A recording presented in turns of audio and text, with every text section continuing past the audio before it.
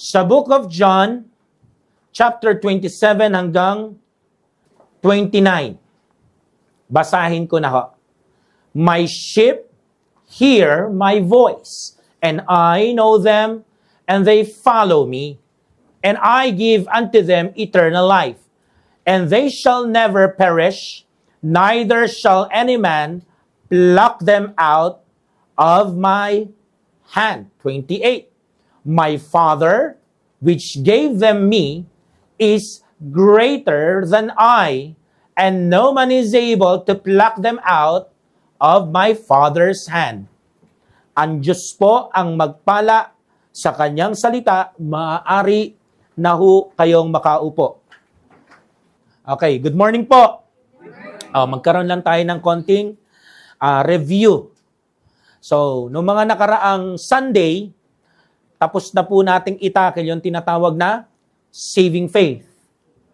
Tapos na rin po tayo sa biblical repentance. Anong sumunod?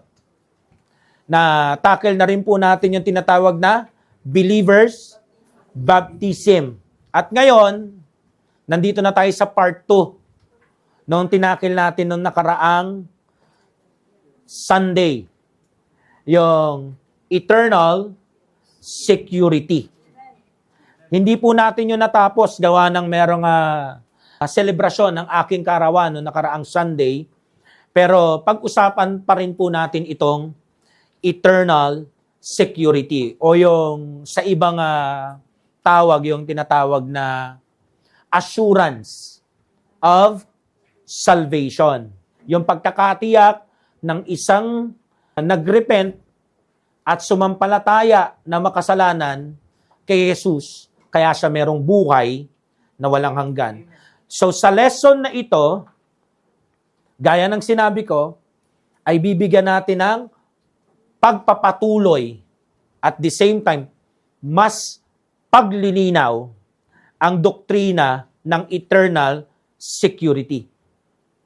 Para mabigyan po ng kasagutan din ang dalawang katanungan na aking inihanda na alam ko po ay magiging importante sa inyo. Kasi Chuck, may magtatanong ng inyong assurance sa bagay na iyan. So, simulan na po natin pag-aralan sa lente ng Biblia, sa lente ng banal na kasulatan para mabigyan na ng kasagutan itong dalawang tanong na ito sa ating subject na eternal security. Unang katanungan, does the doctrine of eternal security imply that all who profess faith in Christ possess eternal life? Inuulit ko po yung tanong. Does the doctrine of eternal security imply that all who profess faith in Christ possess eternal life? Ito bang tinuturo mo, Pastor, patungkol sa katuruan ng eternal security, assurance of salvation, o yung katiyakan ng kaligtasan ng pagpunta ng kaluluwa ng isang sumampalataya kay Kristo sa langit ng Diyos? Pag meron bang nagsabi, ako, may faith din ako kay Kristo, ibig bang sabihin nun, nasa Kanya na rin ang buhay na walang hanggan? Talaga bang sa langit siya pupunta? Ang sagot ko, diretsuhan, hindi. It's a no. Ang eternal security po, o assurance of salvation, o yung katiyakan ng pagpunta sa langit ng kaluluwa ng isang tao, ay exclusively lang po sa mga na-saved talaga. Hindi po ito para sa mga mere professors lamang. Lalo na dito sa ating bansa, ang kinamulatang religion, Christianity. At isa sa mga bukang bibig dito is yung tinatawag na, may faith din naman ako kay Jesus Christ. Pero alam po natin, na pag-aralan po natin, lalo na dun sa lesson nating, the saving faith, na hindi lahat ng faith ay nakakapagligtas ng kaluluwa. Hindi lahat ng faith ay may kinalaman sa kaligtasan ng kaluluwa ng isang tao. Sa 1 Thessalonians chapter 1, verse 9, diyan na po kayo?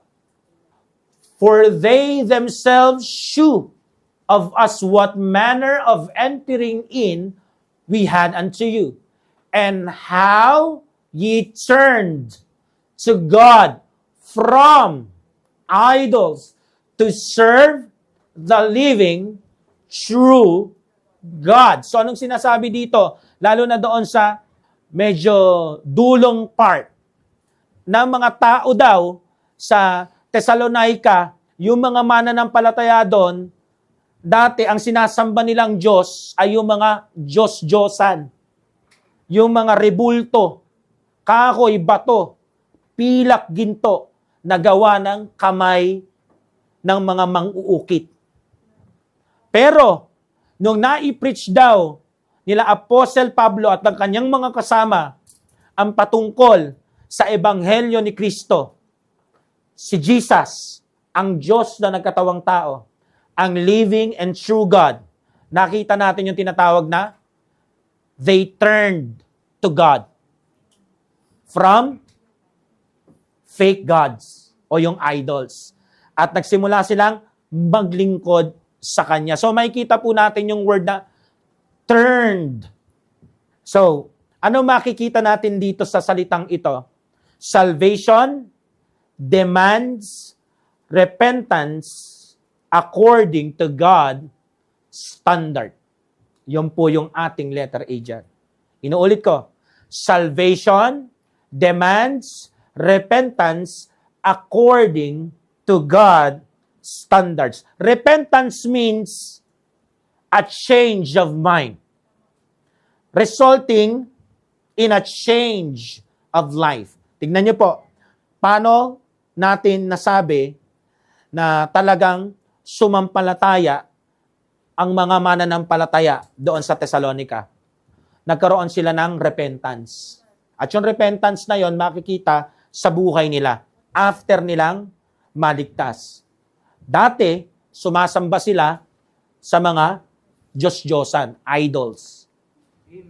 So, nung nakita nila na hindi pala dapat sambahin yun, ang dapat sambahin lang ay yung living true God at sa Kanya lang dapat mag-serve, ang tinutukoy dito ay ang Lord Jesus Christ, iniwanan nila yon. Nagbago sila ng isip. Ititigil na namin itong idol worship na to. Magwo-worship na kami ngayon at sasamba kay Jesus Christ. Kaya ako, malalaman natin kung talagang may eternal security o yung tinatawag na may eternal life na yung isang tao na born again ba? Christian na. Kapag dati siyang mananamba sa mga rebulto tapos suminto. Kaya ako, questionable sa akin yun Yung sinasabing, ay, nagrepent naman ako. At the same time, sumampalataya din naman ako kay Jesus Christ doon sa narinig kong preaching ni Pastor Ray. Pero makikita mo, ayaw ihinto yung pagsamba sa mga rebulto at sa mga santo na idiniklara ng mga religious na tao. Tapos magre-reason out, i-justify, i-rationalize. Question mark po sa akin yan. Bakit? Hindi po sa standard ko. Sa standard po ng 1 Thessalonians chapter 1, verse 9. Kasi ang mga totoong eternally secured na, they will turn from idols to serve the living true God. Sasambahin na nila ang Panginoon. Saan? Sa Espiritu at katotohanan. Espiritu kasi, hindi kailangan may rebulto. Pag Espiritu, hindi nakikita at ang Diyos ay Espiritu. Katotohanan. Katotohanan is base doon sa nakasulat, sa banal na kasulatan. Paano ba siya dapat sinasamba? Dapat alinsunod sa salita niya. Kasi yung salita niya, yun yung prescribed perfect will of God. At alam natin, hanggat sumusunod tayo sa salita niya, nandun tayo sa perfect will of God.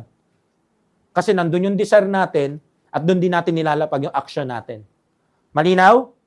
Meaning a person who has never surrendered to God ay malabong maligtas. For example, narinig yung preaching sa gospel, pero afterwards, pagkababa ni pastor, kinausap at sinabi, ako rin naman namamanata sa Diyos ko, ganto-ganto, bla bla. Naka-encounter na kayo ng ganon pagkatapos mo isal winning? Ang dami niya sinasabi sa pagiging religious person niya. Yung mga ganung person po ay malayo sa 1 Thessalonians chapter 1 verse 9. Kabaliktaran. Ibig sabihin, hindi pa rin sila tumatalikod doon sa kanilang sinasandalan na kaligtasan. Nandun pa rin sila sa sarili nila. At the same time, sa mga Diyos-Diyosan nila. So, meaning, wala kang makikitang pagbabagong isip. Kung walang pagbabagong isip o yung tinatawag na repentance o biblical repentance, never yang susuko sa Diyos at never yang makikita mo susundin ng tamang pagsamba, espiritu at katotohanan. Therefore, kapag ganyan, hindi po yan maliligtas. Kasi bago ka umabot sa tinatawag na saving faith o paglalapag ng iyong buong pagtitiwala para sa kaligtasan ng kaluluwa mo kay Jesus Christ, kailangan magbago ka ng isip. At pagkatapos mong ilapag yon, babaguhin ulit yung mga pag-iisip mo. Pero kung sa umpisa pa lang, ganun ka na, after mong marinig ang gospel, hindi po maliligtas yan. Kasi ang mga believers sa Thessalonica, in-exemplify nila ang biblical repentance. Sabi, they turned to God from idols to serve the living and true God. So, meron kang iiwan. Pag nagbago ka ng isip, may bago kang management na papasukan. Sa management ng Lord Jesus Christ. Letter B, the new birth in Christ is the requirement for salvation. The new birth in Christ is the requirement for salvation. Hindi po a requirement. Pag sinabing the, yan lang. One and only. Kasi kapag letter A o A, ibig sabihin may iba pang paraan o may iba pang binigay na requirement para maligtas ang kaluluwa ng tao. Wala na po. Ang tanging requirement lang ay kailangan nasa iyo yung tinatawag na new birth in Christ. Hindi po new birth sa pangalan ng religion na to. New birth sa pangalan ng tinatawag ng membership ng religion na to. O sa kahit sino mang religious leader na tumayo dito sa lupa na patay na ngayon. O kahit buhay pa. Ayon kay Apostle Paul sa 2 Corinthians chapter 5 verse 17, 2 Corinthians chapter 5 verse 17, therefore if any man be in Christ, he is a new creature. All things are passed away, behold, all things are become new. Pansinin niyo po, in Christ. So makikita natin yung the requirement. In Christ means new birth in Christ. So, diyan po nagkakaroon ng bagong nilalang. Sa simula na yan kay Kristo, diyan din po nagtatapos ang mga lumang bagay. At nagsisimula ang mga bagong bagay sa Kanya. At hindi lang kay Apostle Paul nanggaling yan. Ultimo, ang Panginoong Jesucristo. Sa John chapter 3 verse 3, Jesus answered and said unto him, verily, verily, I say unto thee, except a man be born again, he cannot see the kingdom of God. So, tignan niyo po ang sabi ng Panginoon, katotohanan, katotohanan. So, yung verily, verily dyan sa Tagalog, katotohanan, katotohanan. So, ibig sabihin, hindi nagbibiro ang Panginoong Yesus dito. At hindi to joke. Seryoso siya. Bakit siya seryoso? Kasi usapan ito ng katiyakan ng pagpunta ng kaluluwa ng isang tao sa langit. Sabi niya, except maliban a man, ang isang tao, maborn again daw, o maligtas, o sumampalataya sa kanya, o magkaroon ng new birth na pinag-uusapan natin, he cannot see the kingdom of God. Kung wala siya nung tinatawag na pagka-born again o yung new birth, imposible na ang kaluluwa niya ay papasok sa langit. Kaya napaka-importante ng new birth in Christ. Dapat alam mo yung petsa, yung taon, yung buwan, yung lugar. Kabisado mo yung salvation experience mo. Hindi parang light bulb effect lang sa'yo. Hindi po ganon. Kasi kung yan ang pinaka-importante na bagay sa buhay mo bilang mananampalataya, bakit hindi mo naaalala? Kailangan, yan ang pinaka-saulado mo. At pinaka-sariwa sa gunita at alaala mo. Kasi yan kaluluwa mo nakataya New birth mo yan in Christ Ang new creation, born again, o new birth na ito, ang great miracle sa buhay ng isang makasalanang sumampalataya sa bugtong na anak lamang. Kasi siya lamang ang tagapagligtas. At dapat personal ang relasyon na yan. Ito po yung transformation ng banal na Diyos sa mga tunay na ligtas. Yung mga tunay na merong new birth. Yung mga tunay na born again. Yung mga tunay na papasok sa kingdom ng Ama sa Langit. Kaya yung mga nag-profess, kesyo sumampalataya, pero tuloy pa rin sa dating buhay nila. To the point na ganito po ang system nila. Walang ka-desire-desire kuminto sa dating klase ng pamumuhay nila. Malayo doon sa mga taga-Thessalonica na from idols, they turn doon sa living through God para paglingkuran siya. Kasi nga, yung paglilingkod nila ay isa sa mga resulta ng new birth, na ligtas na sila. Kaya naglilingkod na sila. Kaya nga sabi ko, di ba, pag na-save ka na, sundin mo na ang unang hakbang sa pagsunod. Ano yon? Baptism. Para maging miyembro ka sa isang church bilang ligtas na. At doon ka mag-serve sa living through God. Pero, kapag ang isang tao, sinasabi niya, save siya. Bagamat pwede ka maging save nang hindi ka miyembro ng simbahan, pero iba tong tinutukoy ko.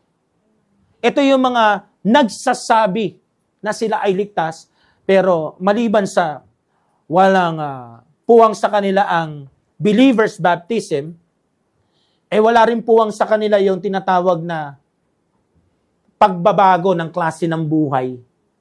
Matik yan. Malaking question mark yan. At malaki ang possibility, probably, never na born again yan. Wala sa kanya yung tinatawag na new birth. Hindi talaga Kristiyano yan. Wala sa kanila at dahil hindi sila nagbago ng isip at lalong hindi naman talaga sila sumampalataya sa pananampalataya na may kinalaman sa kaligtasan ng kaluluwa nila, wala rin sa kanila yung pangako ng tinatawag na buhay na walang hanggan o yung eternal security na pinag-uusapan natin. Kasi wala naman talagang nangyaring repentance. Wala naman talagang nangyaring saving faith. Ang meron nangyari, nagprofess sa nguso. Pero wala naman talagang pagsampalataya sa puso. Amen. Kasi ang mga tunay na ligtas na, yung totoong mga na-born again, yung may mga, o nasa kanila na yung new birth ni Kristo, lalagyan ng Panginoon ng desire yan Why? Kasi sabi sa Bible, pag ang isang tao sumampalataya kay Kristo, sa kanya natitira yung banal na Espiritu ng Diyos. Amen. Naka-indwelt sa kanya yon. At sa pagtira sa kanya ng banal na Espiritu, imposibleng hindi siya bigyan ng desire. Ng mga bagong desire. Nakabuntot ng new birth niya in Christ. At napaka-imposible na hindi rin siya bigyan ng kalakasan sa awat biyaya ng Diyos para yung mga desire na yon ay makita sa buhay niya. Tignan niyo po yung mga taga-Thessalonica. Nung sila ay nag-turn from idols, anong nakita nating effect nung residence ng Holy Spirit sa kanilang mga puso? They serve. Nakukuha niyo ho? Kaya yung mga nagsasabing, ligtas na ako, ayaw magpabaptize, ayaw talaga maglingkod, ayaw i-identify ang sarili nila sa living and true God. Hindi ko po alam sinasabi ko, may mga tao na hindi miyembro ng simbahan, pero na-save talaga. Pero meron din pong mga ayaw maging miyembro ng simbahan na hindi talaga save. Yung kanilang profession ay, inuulit ko, sanguso. At never naging sa puso. Bakit? Kasi yung letters natin dyan napapasok. Those who are saved hear Christ's voice and follow Him. Inuulit ko po. Those who are truly saved hear Christ's voice and follow Him. Ano sabi sa John? Chapter 10, verse 27. My sheep hear my voice, and I know them, and they follow me. Sa verse na ito, ang Lord Jesus Christ po ang mismong nagsasalita. Nagbigay siya ng hint. Nireveal niya ang isang katotohanan. Yung definition ng isang true biblical repentance, yung tunay na nakaranas ng saving faith, yung tunay na nasa kanya ang new birth, yung talagang na-born again.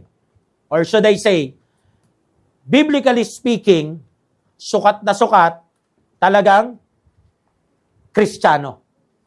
Amen? Amen. Anong sabi ng Lord? Ang sabi ng Lord, yung may eternal security o may everlasting life na, they hear my voice. Amen. Amen.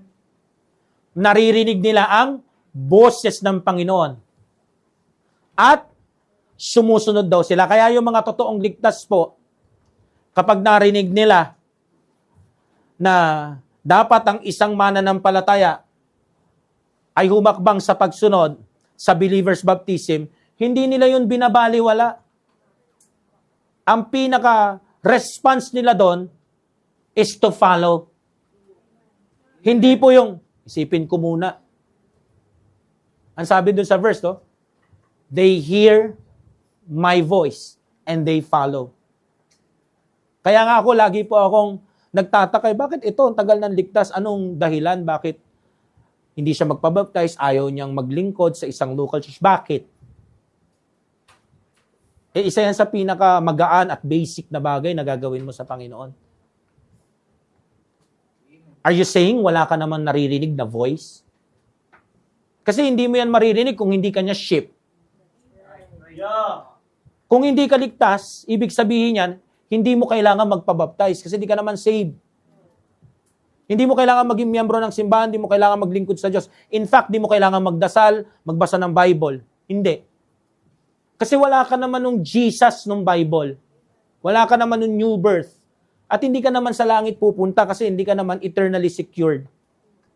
Dahil hindi naman ang bugtong na anak ang tagapagligtas mo. So no need. Pero kung ikaw ay nagsasabing, save ako, nasa akin ang new birth, nasa akin yung pangako ng tinatawag na buhay na walang hanggan, may assurance ako ng salvation ko, and I believe that 100%, ngayon, kapag may preaching na inuutusan kang humakbang sa pagsunod, hindi mo lang yun dapat marinig. Ano sabi yan? They follow me. Yun talaga ang isang naligtas. Sumusunod sa bugtong na anak ng Diyos. Kaya yung mga patagal-tagal, mula doon sa baptism, maging doon sa kanilang pagsusuko ng buhay, sa paglilingkuran, bakit? Actually, unbiblical yun eh. Sa Bible, yung mga naligtas, nagpapabaptize agad eh. Nakukuha nyo ho? Without Sunday school na ganito na ini-explain sa kanila. Ang tanong lang nila, anong nakakadlang at hindi mo ko binabautismoan? Ang sagot lang ni Felipe, maliban sumampalataya ka. O ano sabi niya, sumasampalataya ako? Matik. Amen. Amen. nagkaroon ng immersion sa tubig kasi mananampalataya na siya. Pero sa panahon natin ngayon, kakatwa eh.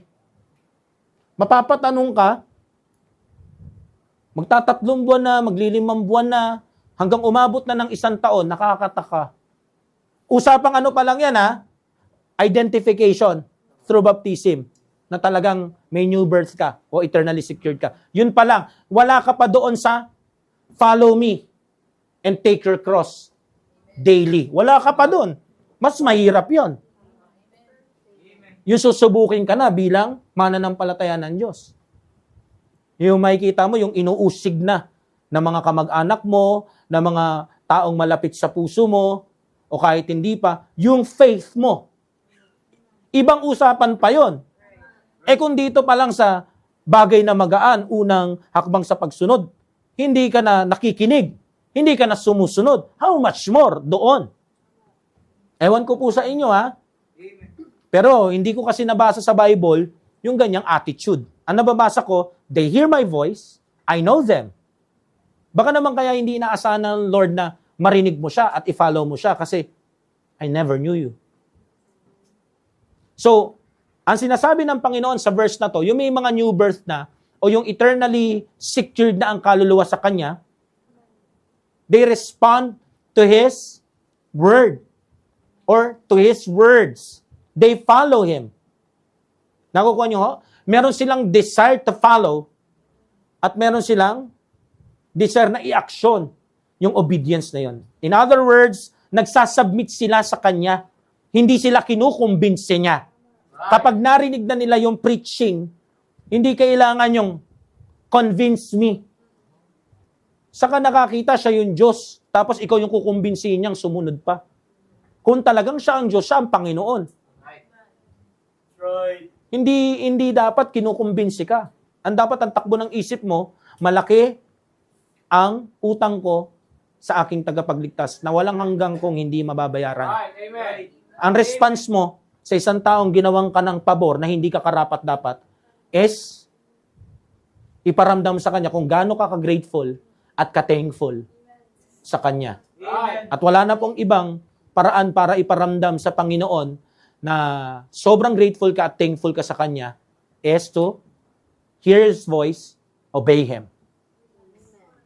Yung person na tinutukoy po sa verse 27 ay wala na po yung pagkahiwalay sa anak at sa ama. Di ba sa 28 at 29 sinabi ng Panginoon? Yung mga nakakarinig sa boses niya, kilala niya yan. Amen. At sumusunod sa kanya yan. Pansinin niyo, I know them. Tingnan niyo po, 28-29. Ano nakalagay? And I give unto them eternal life. So ano sila? Eternally secured. May eternal security sila. And they shall never perish. So hindi na to pupunta sa impyerno. So yung mga tupa ng Diyos na nakikinig sa salita niya o sumusunod sa kanya, ito ay hindi mga taga-impyerno. Siguro kaya sa church, no, ang dami matigas ang ulo. Hindi marunong makinig sa sinabi ni pastor, ng mga leaders. Kailangan po silang kumbinsihin. Merong personality contest. Pagpasok ka sa standard nila, susunod sila. Pero pag hindi ka pasok sa mga false criteria nila, hindi sila susunod. Hindi po yun ang basehan ng pagsunod ng isang ligtas. Lalo na miyembro ng isang church kung saan siya dinagdag. Ano yon? Yung eternal security nila. Dahil dun sa naka-indwelt na banal na spirito, kaya sila masunurin sa bawat naririnig nilang preaching o voice ng Lord. So, ibig sabihin, ang ugali talaga ng may mga eternal life is marunong makinig at masunurin. Hindi ko po kayo linalagyan ng question mark, pero kung taon ka na nag-aabang sa progreso sa Christian life mo o sa church life mo, yun yung mas tama na maging marunong ka makinig at masunurin ka at lagi kang nire-remind doon. Pero walang effect sa'yo, read between the lines na lang po sa mga talatang ito. Amen. Kasi yung mga magne-never perish, kitang-kita po natin sheep yun. Right. Okay? Neither shall any man pluck them out of mine hand. Oh, di ba? Wala sa kamay ng Panginoon, walang makakaagaw sa'yo. So, secured. 29. My Father, ama na pinag-uusapan, tapos na tayo sa Son, which gave them me, is greater than all, and no man is able to pluck them out of my Father's hand. So dalawang kamay ang nagpapatotoo dito na ang isang taong sumampalataya na kay Jesus Christ, anak niya, nasa kamay ka ng Panginoon. Nasa kamay ng Ama, ikaw. Yung kaluluwa mo, nasa kamay nilang dalawa. At ang Diyos hindi nagsisinungaling. Kaya imposibleng mag-perish ka. So hindi daw mapapahamak ang mga ligtas talaga. So ang gandang pangako. Pangako exclusively sa tiyak na yung eternal security nila. Ha? Hindi po yan sa lahat ng mga mere professors lang. Okay? Malinaw, ha? So, yung desire to follow, yung desire to obey at ilagay sa action, bunga po yan ng kaligtasan. Yung gustong-gusto mong makinig, gustong-gusto mong sumunod, bunga yan ng kaligtasan. Hindi yan para magkaroon ng kaligtasan. So dito na po papasok yung letter D. Saving faith always produces holy works. Saving faith always produces holy works.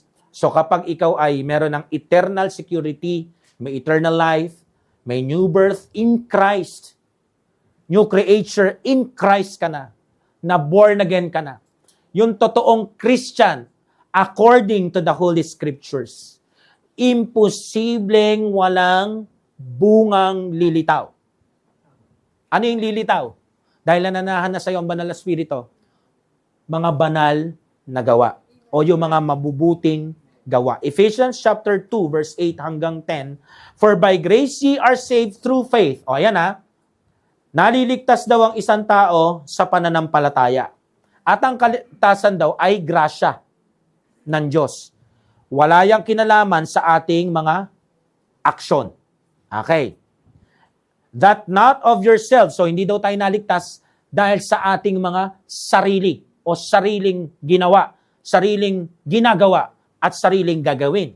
Lest any man should boast. Kaya itong kaligtasan na to ay grace o pabor na hindi tayo deserving o hindi tayo worthy. Kaya wala tayong ipagyayabang kasi hindi naman tayo ang gumawa nito at may akda nito. Alam natin kung sino? Ang Lord Jesus Christ doon sa cross. Sabi niya dyan, for we are His workmanship created in Christ Jesus unto good works. So tayo ay nayari dahil doon sa ginawa ni Jesus Christ. At makikita daw yung patunay nun kasi meron tayong tinatawag na good works. Hindi para maligtas, kundi bilang produkto ng eternal security o kaligtasan. Okay? So, dito po, malinaw ha? Malinaw na sinasabi sa Ephesians chapter 2 verse 8 hanggang 10. Ito ay relasyon between faith at works sa loob ng usaping eternal security. So, saving faith muna. Okay? Malinaw? Nakakahabol? Nulit ko. Saving faith muna, pagsampalataya muna kay Jesus Christ, then works will follow bilang resulta. Kasi according sa Holy Word of God, hindi mo pwedeng i-mix ang works mo together sa faith mo. Gagawin mong works plus faith equals salvation. Unbiblical po yun. Ang tawag doon ay false gospel. Hindi biblical na uri ng eternal security o kaligtasan. At walang kaligtasan dyan. Bakit? Kasi sabi sa Romans chapter 11 verse 6, and if by grace, then it is no more of works. Otherwise, grace is no more grace. But if it be of works, then it is no more grace. Otherwise, work is no more work. So makikita natin, kapag ang kaligtasan natin, hinaluan natin ng mga gawa natin, hindi na yan matatawag na grasya ng Diyos. Yes. Right. It is no more grace. Hindi na yan regalo. Kaya nga mali yung termino sa modernong panahon na to, reregaluhan ko sarili ko. Hindi yun tamang pangahulugan. Ang tawag doon, bibilhan ko ang sarili ko. Kasi kapag sinabing grace, it is a gift. Iba ang bumili para sa'yo, ibinigay sa'yo ng libre.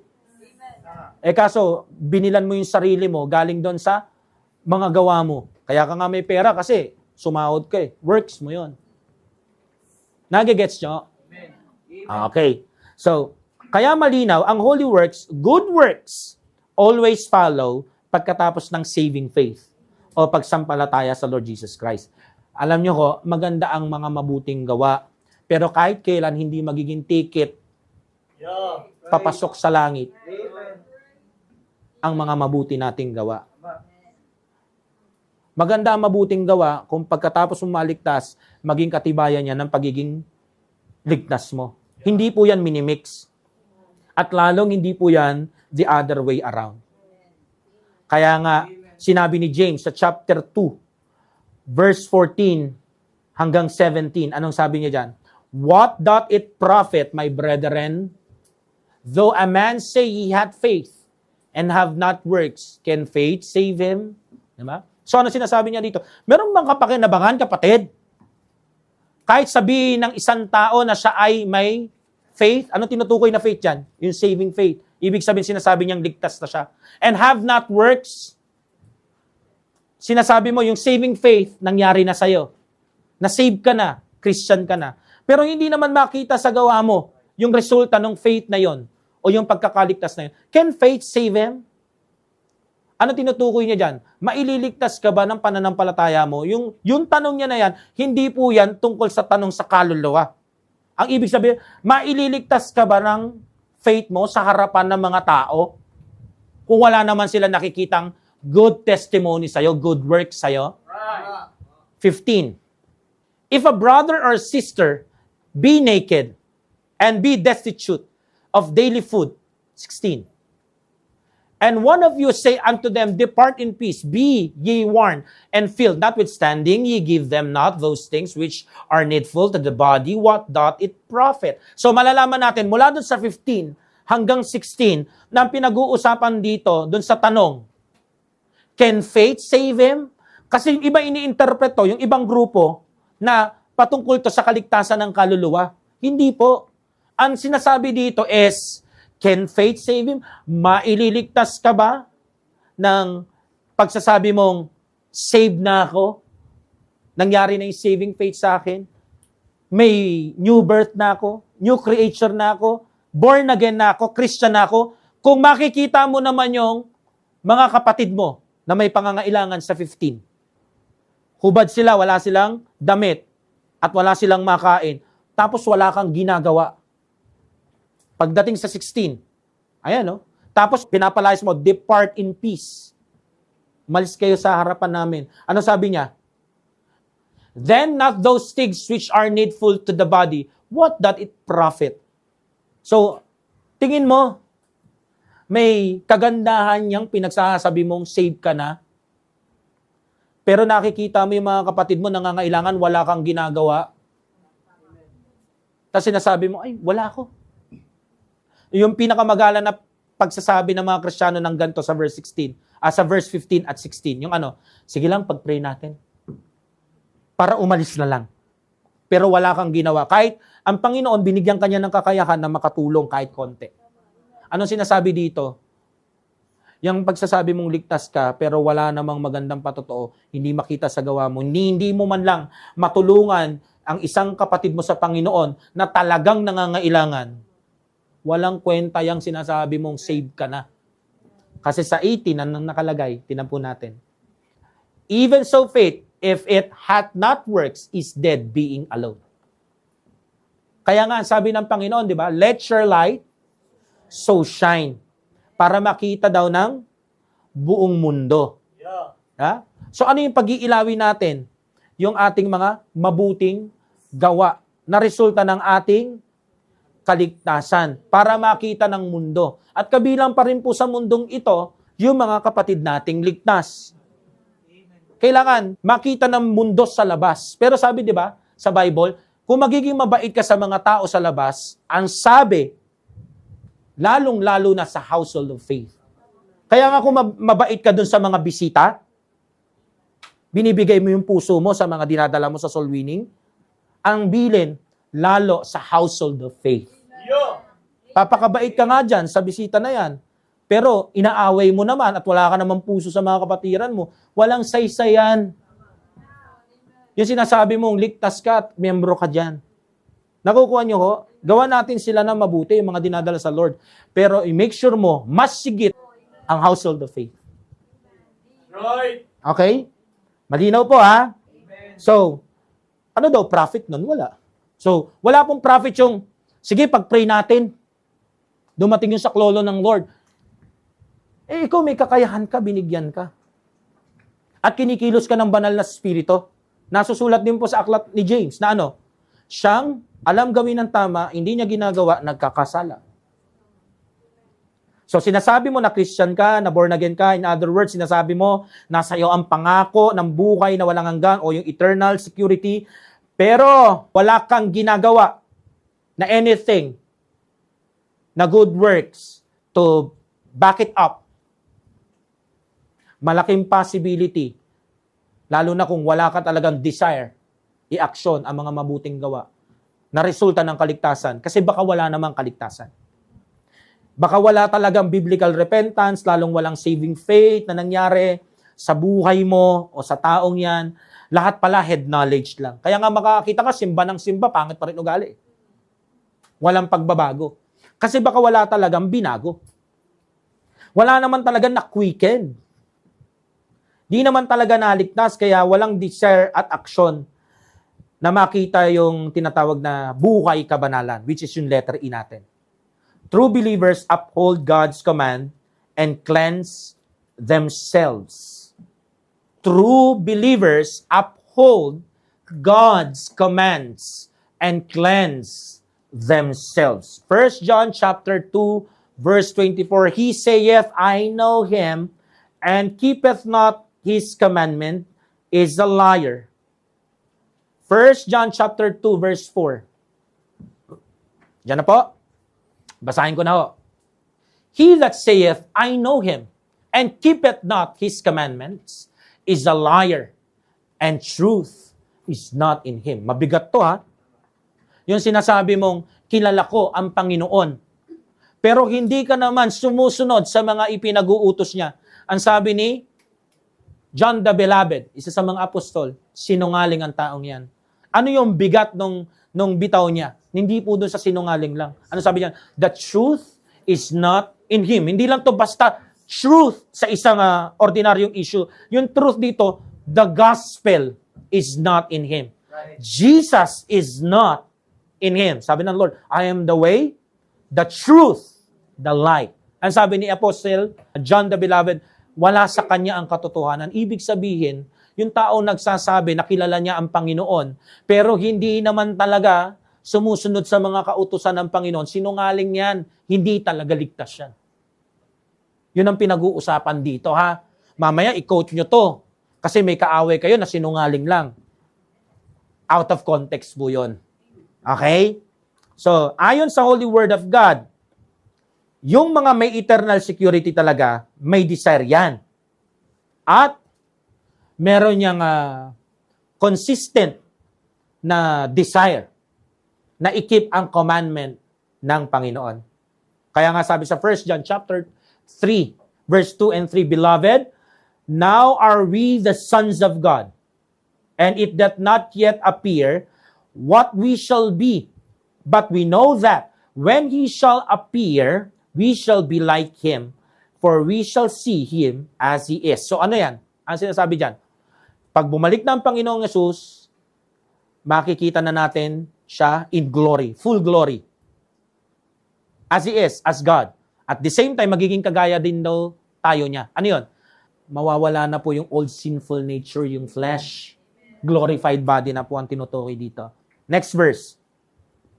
And every man that hath this hope in him purifieth himself, even as he is pure. So, ang mga ligtas talaga, pure na yan sa harapan ng Ama. Kasi hinugasan na ng banal na dugo nino, ng Panginoong Yesus. So, ang posisyon natin sa Ama, pag tinitignan niya tayo, righteous.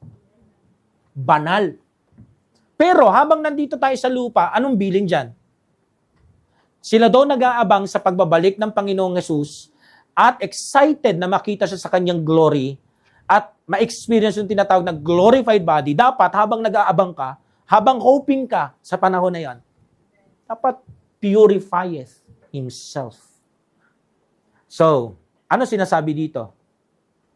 Ang sinasabi po dito, yung mga totoong ligtas, mamumuhay ng may kabanalan. Pastor, paano yan? Naligtas ako. Pero wala akong desire mamuhay sa kabanalan. Isa lang ibig sabihin yan. Deep inside, di ko lang masabi. Diba? I love my immorality. I love my defilements na mga bagay sa buhay ko. Yung mga kababuyang ko, gustong-gusto ko. Nag-i-enjoy ako sa putik ng kasalanan. Mga minamahal, linaw ng verso, yung mga ligtas na, sila lang ang tanging mga tao sa mundong ito nag-aabang sa pagbabalik niya at bibigyan ng glorified body.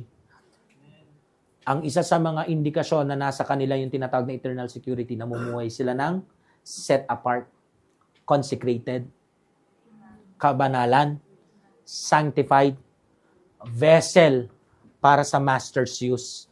Kaya kung sasabihin mo sa akin at magdadahilan ka, idadahilan mo sa akin si David, si Solomon, ewan ko sa'yo. Para bigyan ng justification at irrationalize yung mga kasalanan na yan, yung kasamaan na yan, yung kababuyan na yan at immoralidad na yan, ewan ko sa'yo. Ewan ko sa'yo. Hindi na ako makikipagtalo sa'yo, basta may verse. Ngayon, kung gagamit pa rin ng verse, malinaw, twisting na to. Gustong magpaka, David at Solomon, mga minamahal, ang pinaka-bida sa kwento sa Biblia, hindi yung dalawang haring yon. Yung hari ng mga hari, Panginoon ng Panginoon. At yung tinutukoy dito, na inaasahan natin, na makikita natin yung glory niya, hindi si David, hindi si Solomon. Ang Lord of Lords, si Jesus Christ. May kita daw natin siya sa kanyang full glory. So dapat, tayo mga umaasa na magkaroon ng glorified body, i-purify natin yung mga sarili natin. Kaya nakakatakot, mga minamahal, di ba? Yung mga ganong tao. Kasi, yan yung tinutukoy sa last days. Yan yung tinutukoy sa Titus chapter 1, verse 16. Yung mga ganon na salitaan, sila yan. Yung mga ayaw i-cleanse ang sarili. Yung mga ayaw sundin yung command na maging clean at i-purify himself. Nakakatakot yan. Sila yan. Sa Titus 1:16. They profess that they know God. Pero ito yung sinabihan ni Jesus Christ doon sa preaching ko na heaven is not for everyone. I never knew you. Pero mahuhuli mo naman sila eh. May hint naman. But in their works, they deny Him. May dalang King James, may dalang Holy Bible, pero walang holy living. Being abominable and disobedient. So makakita ka ng mga ginagawa na kasuklam-suklam. So andyan yung mga immoralities. And they love it. Unrepentant sila, disobedient. Saan? Sa command. Anong command? To cleanse. Manatiling malinis o purified. And unto every good work reprobate. Iba ang takbo ng isip ng mga to. Paliwanag ko yung word na reprobate. Yung word na reprobate, sa talatang yan, galing po doon sa Greek word na adokimos. At itong adokimos na to, ang pinakaibig pong sabihin nito, not approved, disqualified, or rejected after testing. So, itong reprobate na tao na ito, na nagpo-profess na kilala niya ang Diyos at ang Panginoong Diyos nating nagkatawang tao, sa isip niya, persistently, nire-reject niya ang Diyos.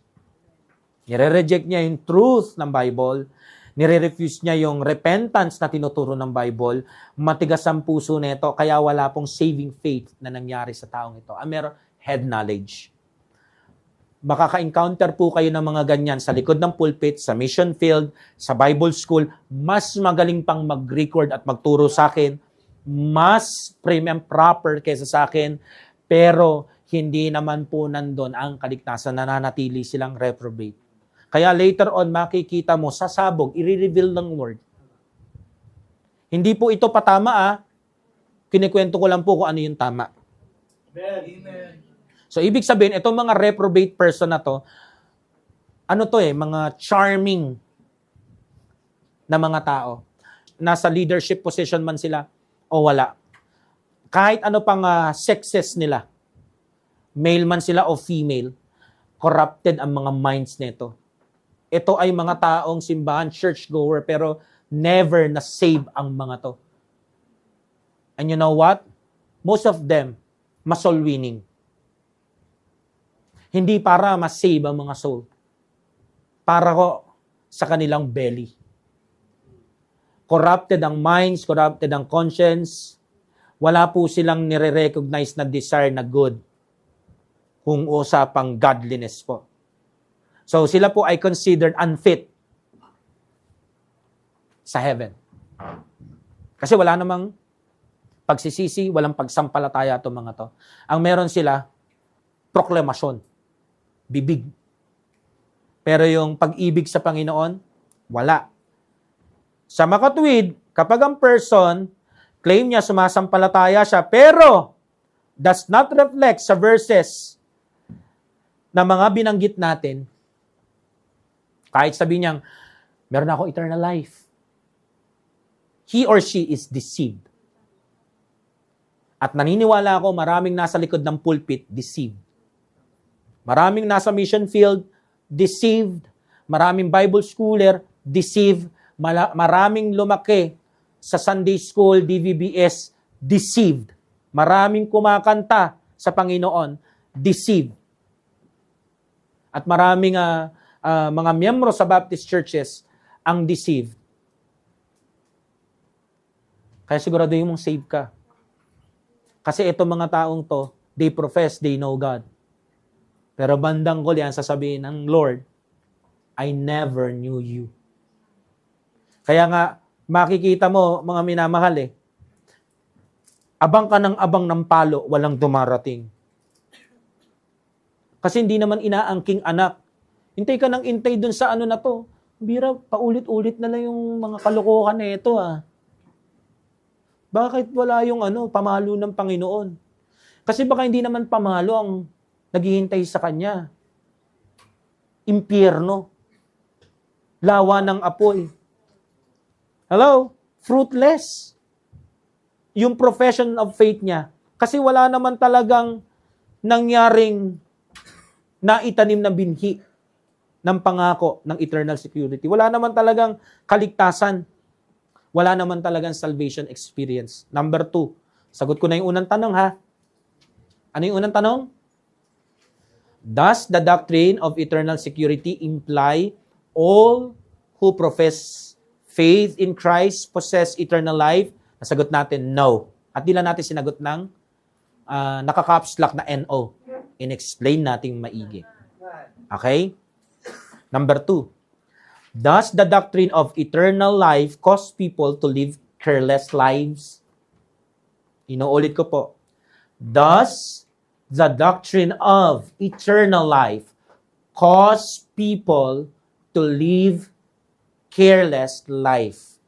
Yung tinuturo ba natin dito sa Sanctified Baptist Church na hindi nawawala yung kaligtasan o yung eternal life, ito rin ba yung nagtutulak sa mga tao para mamuhay ng careless o hindi ayon sa salita ng Diyos?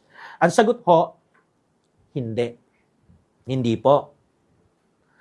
Pero, madalas po, ang mga nagsasabi nito ay yung mga taong hindi naniniwala sa doktrina ng tinatawag na eternal security o assurance of salvation. Ito po yung mga religious group na nawawala yung kaligtasan sa kanila. Sa tuwing magkakasala sila, mawawala yung kaligtasan. Tapos magre-repent sila. Tapos sasampalataya sila. Paulit-ulit po na cycle yun. So letter A, para masagot natin ito ng merong matibay na basihan. The Holy Bible teaches that God's grace prompts true believers to serve God with thankfulness. Inuulit ko po. The Holy Bible teaches that God's grace prompts true believers to serve God with thankfulness. So, anong ibig sabihin nito, mga minamahal? Ang banal na salita ng Diyos, ang tinuturo niya, na tinuturo ko sa likod ng pulpit na to, yung grace daw ng Diyos ang magmo-motivate, magpupush, magdadrive, at mag-i-ignite sa isang totoong ligtas o yung totoong merong eternal security o totoong Christian na maglingkod sa Diyos ng merong mapagpasalamat na puso. 1 Corinthians chapter 15 verse 10, "But by the grace of God I am what I am. And His grace which was bestowed upon me was not in vain, but I labored more abundantly than they all. Yet not I, but the grace of God, which was with me." Tingnan niyo yung salitaan ni Pablo dito. Anong sabi niya dyan? But I labored more abundantly than they all. Sino tinutukoy niya dyan? Than they all. Yung ibang mga apostoles. Mas masipag siya mag-labor. Mas masipag siyang mag-soul-winning sa kanila. At hindi naman to yabang o pagtataas sa sarili. Alam natin yan. Kitang-kita naman doon sa mga sulat ni Pablo, di ba? Yung sa kanya mga epistles na pinadala niya sa mga churches. At kung paano siya naging church planter. Hindi ka magiging church planter kung sa simula't simula pa lang, di ka naman soul winner. Nakukuha niyo ko? So, siya ay lumibot sa Asia Minor at marami pang ibang lugar. Kaya makikita niyo po yung trinabaho niya at nagsasabi siya ng totoo dito. Kaya hindi ho tayo dapat maangasan, mayabangan. Kasi ngayon, sa panahon ngayon, di ba pag Christian, dapat hindi mo binobrought up yung mga accomplishments mo. Hindi nga dapat always, pero pag kailangan na may bigyan diin para maitaas si Kristo kailangan. Tingin nyo, mga minamahal, bakit nasabi ni Pablo na I labored more abundantly than they all? Bakit kaya, anong motivation niya? Anong drive na nagtutulak sa kanya para mag-labor ng more kaysa sa ibang mga apostoles? Ano? Grace. Thankfulness. Thankful heart. Alam mo, pag ginagawa mo ang mga bagay sa Panginoon, kahit underappreciated ka ng mga kapwa mo ligtas, hindi mo igigiit sa sarili mo. Teka lang, parang nababaliwala yung mga ideas ko, ah. Parang dati, nung wala pa si Sister Ganto, si Brother Ganto, ako yan, ah. Pero nung dumating, hindi po. Dapat po, pag tumatrabaho tayo at gusto natin trumabaho ng abundantly or more para sa Lord, o kahit sino man sa church na to, yung labor mo ay nakatungtong sa thankful heart. Sa pag-alala sa grace. Kaya nga sabi ko sa inyo, i-preach nyo lagi ang gospel sa mga sarili nyo. Gospel ay hindi nagtatapos nung sumampalataya ka, nagsisimula pa lang. Kasi ang dami pong dapat sakupin sa puso mo, kagaya ng kahambugan. Di ba? Tayong mga tao, kapag nagtatrabaho tayo ng marami, feeling natin tayo ang pinakamagaling, pinakamahusay at pinakakarapat dapat. Si Pablo, sinasabi niya dito, kaya ako nagtatrabaho ng more abundantly kaysa sa ibang mga apostol kasi ako ang may pinakamalaking atraso sa Diyos. Persecutor ako eh. Kalaban ako ng pananampalataya na to, pero yet, God saved me. Isipin mo yung dami ng kasalanan ng mga pinaggagawa mo, hindi ka paligtas.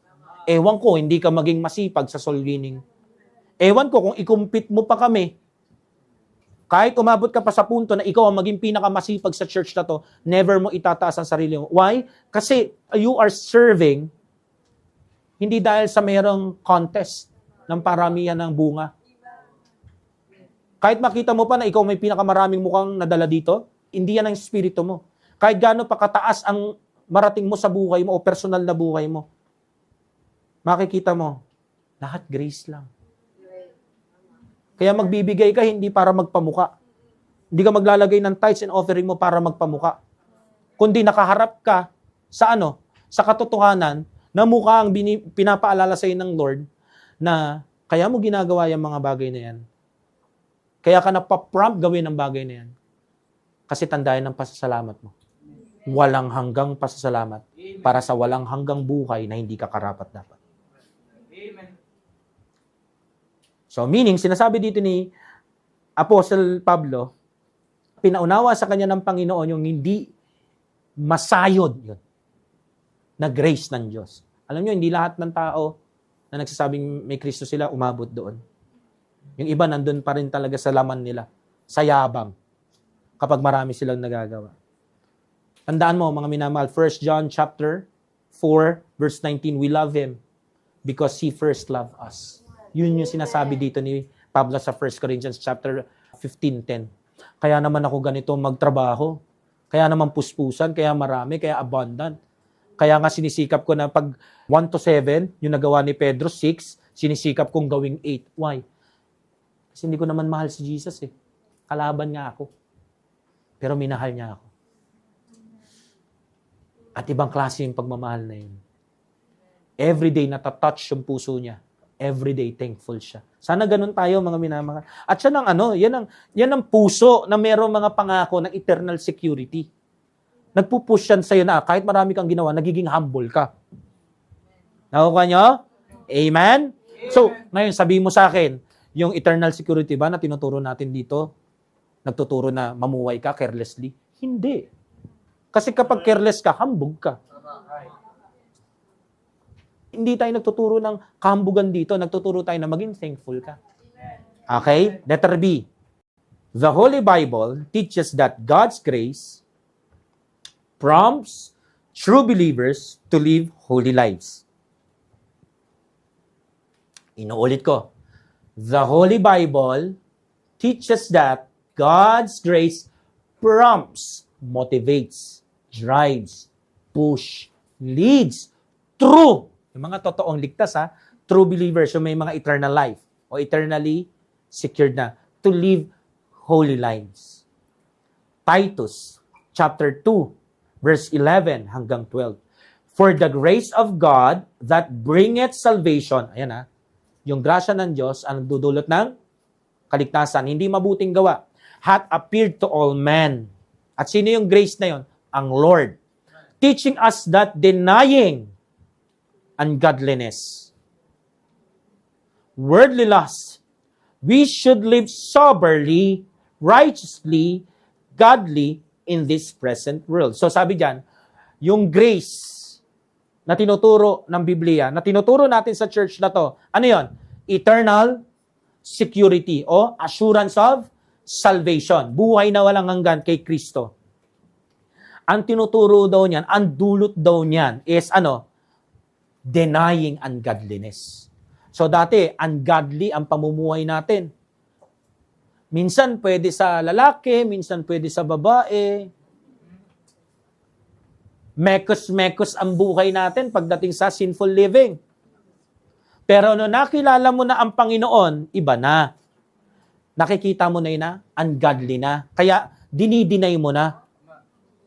Kinukrucify mo na yung affection and lust. So, dati, akala mo, walang worldly music, worldly pananamit, worldly perception. Ngayon, nakikita mo na yung pala ay mga worldly lust. Kaya, sinashutdown mo yung old sinful nature. Nakukuha nyo, at lumalakad ka sa spirit. Nakukuha nyo, dati fornicator ka. Dati, kabit ka ni mayor. Pero walang may alam sa pamilya nyo. Binilang ka pa ng lote at bahay. Kaya nung sinuhod ka ngayon nung misis, ang sabi mo, lumayas ka sa pamamahay ko, ididemanda kita. Anak ko, ate, huwag ka magdemanda. Kasi makukulong ka. Kasi kahit ipinangalan sa'yo ni mayor o kahit sino mang mayaman na kabit mo, yung bahay nyo, ay yung bahay mo na tinitiran mo, niregalo sa'yo ng sugar papi mo, kapag nagsampa ka ng kaso, dahil kasal sila, merong batas na papasukan ka. Nakukuha niyo ko? Lahat ng kay mister ay kay misis. So, mapapawalang bisa yung kontrata nyo. Kung ako sa'yo, mangupahan ka na lang kaysa magyabang. So, ngayong save ka na, ate, yung dating medyo pangkontrabida na datingan mo, akala mo yung adultery ay pag-ibig, ngayong save ka na, nakikita mo na yan, ay ano, ungodliness and worldly lust. Kaya i-deny mo na yan. So, ang eternal security na tinuturo natin, na galing kay Jesus Christ, yung grace, yan ang magpa-prompt sa'yo, mamuhay ng soberly. Ano ba yung sober? Pag sober, ibig sabihin, madalas idinudugtong yung word niya sa alak at drugs. Kapag hindi ka sober, ibig sabihin, wala ka sa katinoan ng isip. So, ang sinasabi ng Biblia dito, nung wala ka pa kay Kristo, wala ka sa katinoan ng isip mo. Kasi namumuhay ka sa ungodliness at worldly lust. Ngayon, dahil nalaman mo na si Jesus Christ ang tagapagligtas at napasayo na yung pangako ng eternal security na to, yung banal na spirito, gamit ang salita ng Diyos, pag nakikinig ka, bibigyan ka niya ng matinong kaisipan, sound mind. Doon na magsisimula yung mamuhay ka soberly, matinong pamumuhay. From sinful living to godly living, from sinful worldly living, mapupunta na doon sa tinatawag na godly living. Nakukuha niyo ho? So, eto na. Diyan na magsisimula yung kung ano yung righteous, kung ano yung godly, doon ka na. Yung mga dating mahal mo na lust, hindi na. Nandun ka na sa ilalim ng umbrella ng love o holy na pag-ibig ng Diyos. Amen. Kaya hindi ka na makikipagbalikan kay sugar papi. Ang tendency, makipaghiwalay ka. Kasi igagalang mo ang marriage covenant nilang mag-asawa sa Panginoon. Amen? So, nagtuturo ba ang church na to ng katuruan na mamuhay ng careless, pasaway, o patapon, o sinful? Hindi po. Yung mga tunay na grace recipients, yung mga tunay na nakakamit ng eternal security sa Lord Jesus Christ, imposibleng hindi yan mamumuhay sa holy living. Meron diyang baby steps, hanggang mga stroller steps sa faith, hanggang kumakapit na sa pader na walk by faith, hanggang mag-grow na, hanggang maging binata, hanggang maging matanda na. May kita mo yung progresong sanctification nila habang naghihintay sila sa glory ng Lord at glorified body nila. Kasi nga, eternally secured. Amen? So meaning, yung tinuturo natin dito, hindi po tayo dito nagtuturo ng na mamuhay ng careless after maligtas. Ang tinuturo po natin sa mga tao dito, na kung talagang meron ka ng eternal security, makikita sa yung tinatawag na holy living. Out of thankful heart. Yun lamang po. I hope meron po kayo natutunan.